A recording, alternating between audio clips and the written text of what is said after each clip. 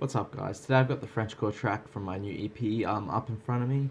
I'm going to go through how I kind of went about it and what I liked about it and what I didn't like about it. This is probably one of the tracks that I was most happy with, to be honest. It's the simplest, and I probably, if I had more time, would have spent more time on it, but the way it turned out, it really worked as a simple track. So here's the main melody.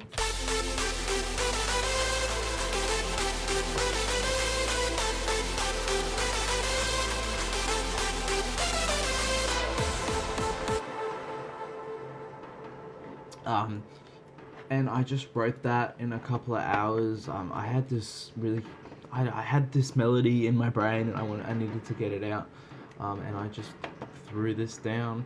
It's very simple, just with some really basic underlying chords,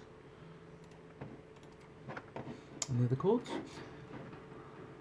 Yeah, I was really happy with the melody, like one of the most catchy melodies I've ever written. Also, I created the kick from scratch, as you can see in my other video. This is the kick.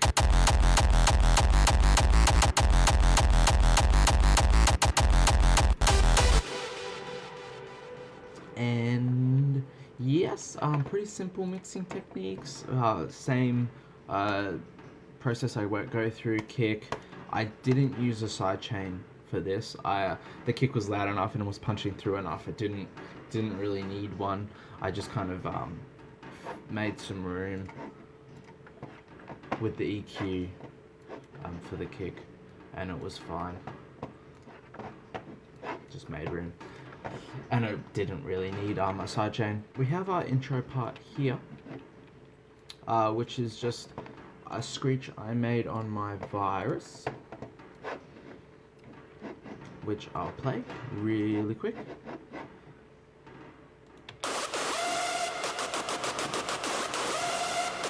Super distorted screech there. Love my virus here. That's kind of what it was, just hypersaw with some LFOs and cool stuff. One thing I will go through is this little part here, which is just a little break. So all that is the kick, and it's FX kick. I've labeled things properly. And all I've done is kind of bandpassed it with a resonant peak here, and the resonant peak, it should do it. It should move as it happens. As I move the resonant peak to kind of change the tonality of it.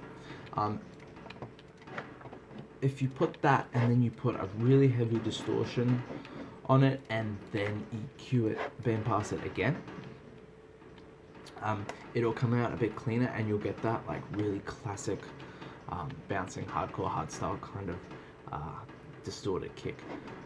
So, I also panned it from left and right, so yeah, that's pretty simple there. That's all I did for that, and it really just adds a bit of flavor to the track, and it's not so boring. I also have these little samples here again, and then yeah, we'll skip over and we'll go to the breakdown here, which actually has heaps of strings and stuff in it. It's the Novo Contact. Just use mono strings, and I also used a little arpeggio from Nexus. And here's just the dynamics. It's just in Contact here. This is the dynamic slider, and it's just cool for making nice swells. So it just goes up and then drops back down when we hit the breakdown.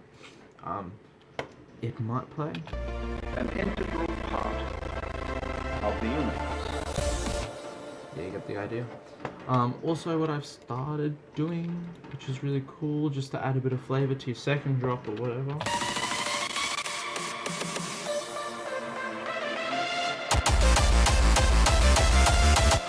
It's just filtering it in, having kind of an anticlimax there, and then filtering it in later. So if you've got people on dance floor, people are expecting the drop to be there, and it isn't there, then people are like, oh, it's a bit bit more flavor there.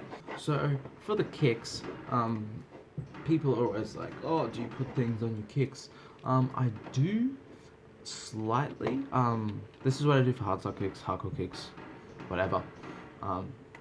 Pretty much the same principle always applies. So if we have our kick here, I use this cool little plugin called Surfer EQ, and what it does is it takes kind of the fundamental frequency of whatever is playing, and it'll lock to it, and and if it changes, the note changes, so the fundamental frequency changes, the EQ will actually match that, so you don't have to go in and manually automate it or whatever, and it'll sound a hell of a lot cleaner, especially if you're boosting bass. So check this out.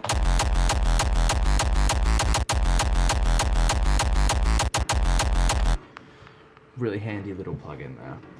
I use it on pretty much all my kicks. I don't really use it on anything else because I don't really need to use it on anything else, but really handy to have. And yeah, all I've done is I've just EQ'd, cut off cut off everything below 20 hertz, because you don't want to be blowing people's subs up in the club or in your car or wherever. And Surfer EQ, and that is as far as the kick goes. Sometimes I'll route it and I'll like put a limiter on just to clip off anything.